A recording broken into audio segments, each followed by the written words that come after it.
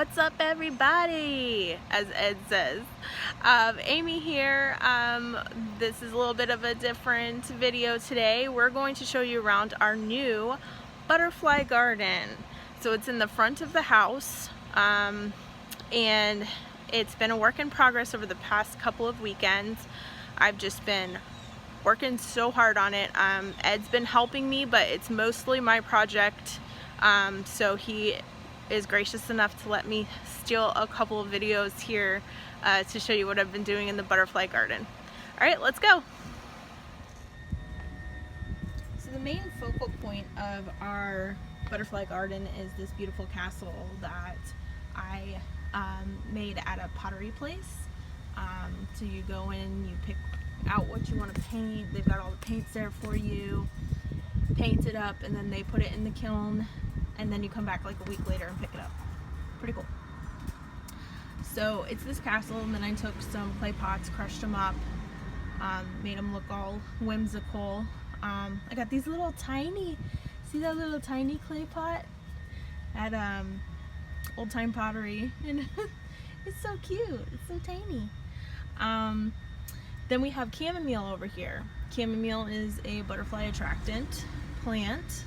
Additionally, it's an edible plant, so has some additional purpose there, which is great. Same with our dill over here. Dill attracts butterflies. In fact, in my sister-in-law's garden, the monarch caterpillar actually crawled up in the dill and made its chrysalis off of it. So pretty cool feature there for those guys. Then our little design here is off the castle. We have this rock river, is what I'm calling it, and it runs the length of the butterfly garden. In and out, in and out. It looks so cool. Then we've got English ivy over here. English ivy will just take over everything. So you have to be careful if you don't want it on the bricks and stuff like that. You have to just constantly train it, which I plan to do. I'm out here every morning kind of snipping off dead leaves and checking for caterpillars and watering. So then we've got our milkweeds. Got two of them over here. Then we've got a butterfly waterer, so we can either put just water in here, or we can put nectar, or we can put a combination of both. And we put these little rocks so the butterflies can land and kind of just dip in there and get out the nectar or water, and encourages them to kind of stay in the garden a little longer. And we got a little light feature, solar light. Then we've got these, trying to remember the name, Persian something. Now I don't know how these guys are going to do, because they don't really react very well to a ton of direct sunlight, which this area is facing east, so it gets morning sun but then not afternoon sun.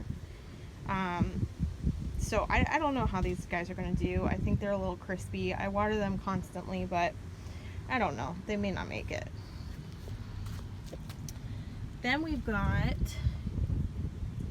Spanish lavender.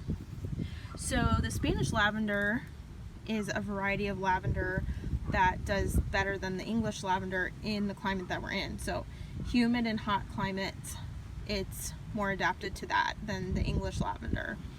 I don't know what's going on with this side of it. Looks really wilty today, so I will have to check more into that and see if that needs to be snipped.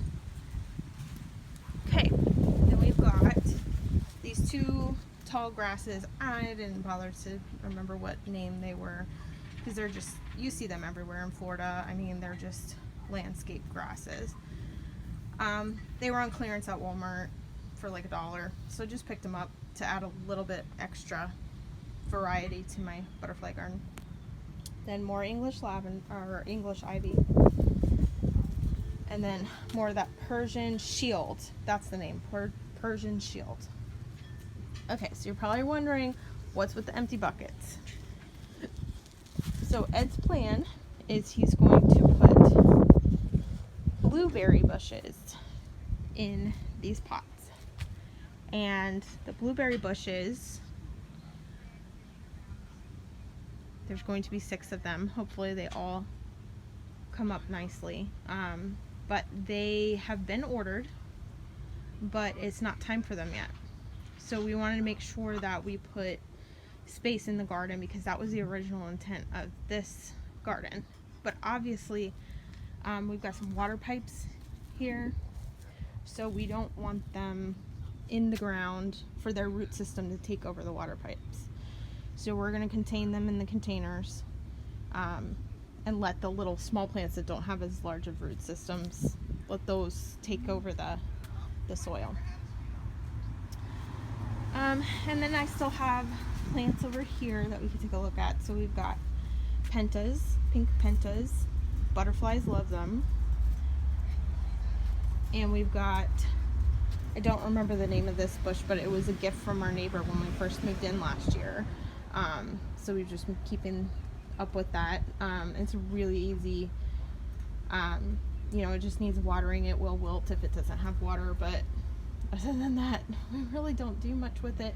It did start to flower a little bit. You can see some of the flowers here, but I don't let it flower. I just snip it before it flowers too much. This guy I also don't remember the name of. I am so bad at recording the names of my plants. I just pick them up and I'm like, oh, you know, it says full sun and it says keep it moist, good to go. I don't need to know anything else. But yeah, these beautiful blue blooms come out in the morning, and then when it gets too hot they kind of shrink up, and then at night they go to bed. They go into night. Okay. Then we've got this is a spotted something. I can't remember, but the plant got like really big and spindly, so I cut it way down and I'm letting it come back up on its own. I also have another one inside the patio. I don't know if you can see it from here. That's newer, that's starting. I think it just got too much sun here, so it just didn't really like that much sun. So I put it inside the patio now, and hopefully it'll do better. And we got red pentas. Again, another butterfly plant. These are so beautiful. I just love them. So gorgeous. Then we've got a lantana. I don't know too much about this. It is a butterfly plant. It really hasn't done much since it's got here, but it's only been here a few weeks. So I have to read up more on the lantanas. Okay. Then we've got this milkweed. This milkweed is giving me some problems now. So it's getting, even though I put drainage holes, it's really sitting in too much moisture, I think. So I haven't watered it in a long time, but the soil is still moist.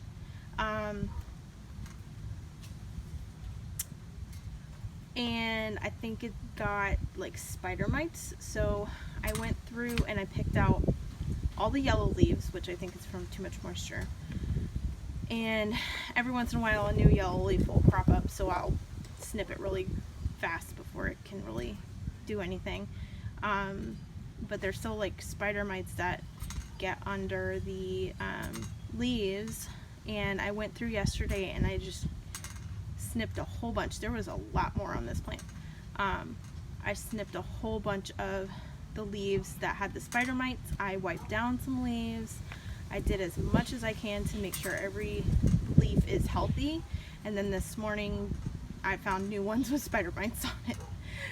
So, and then a butterfly had laid 2 eggs on this plant that I could find. Unfortunately, one of those eggs looks like it just shriveled up and died, but it was on the top of the leaf. So I think that's not where it's meant to be. It's meant to be on the bottom of the leaf. So I think that's why. But I don't know if we're going to get any more caterpillars on here. So I'm going to keep these guys separate from the other milkweeds that are in the butterfly garden, because I don't want this one to transfer its problems over to those. Then we've got the Snow Queen hibiscus. It's just a little guy right now. This is one that's going in the Elizabeth garden that Ed's working on. And we've got these guys. I don't know what these are. We've had these since we lived in the apartment. I mean, they just hang out. They get little flower buds on them, and they come out in the morning. We don't do too much with it. And then the jasmine is blooming. Look at that. The jasmine. So we just got this the other day at Walmart on clearance again. We hit up Walmart like it was Wednesday midday, like maybe 11, and the guy was out in the garden center marking things on clearance. So he was like, here, I just marked this on clearance, it's this price. Here, I just marked this on clearance, it's this price. So we got the pick of the litter when it comes to the clearance in the Walmart garden center. So that was fun. So I hope, you know, maybe I'll have to make that a trip Wednesday mornings, early afternoons to get the new clearance. But yeah, that's going in the Elizabeth garden in one of those barrel planters. So yeah, so here's a good overview of our butterfly garden. We've had so far 2 generations of monarchs. Our 3rd generation probably is migrating right now, I'm going to say, because they do a migration from north to south during the winter. And it's really interesting, like, so monarchs, every, I think, 4th or 5th generation, they actually live almost twice as long because they're migrating, so it gives them more time to get down to where they need to lay their eggs. So it's interesting. So we're on the path from the northern states towards, like, you know, we're on a peninsula, so they really just kind of end up in Florida, but they're mostly moving to Mexico. So it'll be interesting to see. We haven't seen a whole lot of monarchs lately, but I will keep you guys updated as the months go by on how many we get, what generation we're at, all of those kinds of things, and what's going to do well and what's not going to do well in the butterfly garden. And hopefully we'll get our blueberry bushes soon so we can start planting those, because the empty planters are just kind of like, what's going on with that? Alright guys. Okay, now that you've seen the butterfly garden, I will be posting regular videos, and hopefully we'll see some progress and lots of monarchs. We're hoping to get swallowtail butterflies at some point. That's why we're planting the passion fruit vine. We've seen a couple of swallowtails come by, but not landing because we don't have anything that they particularly are interested in.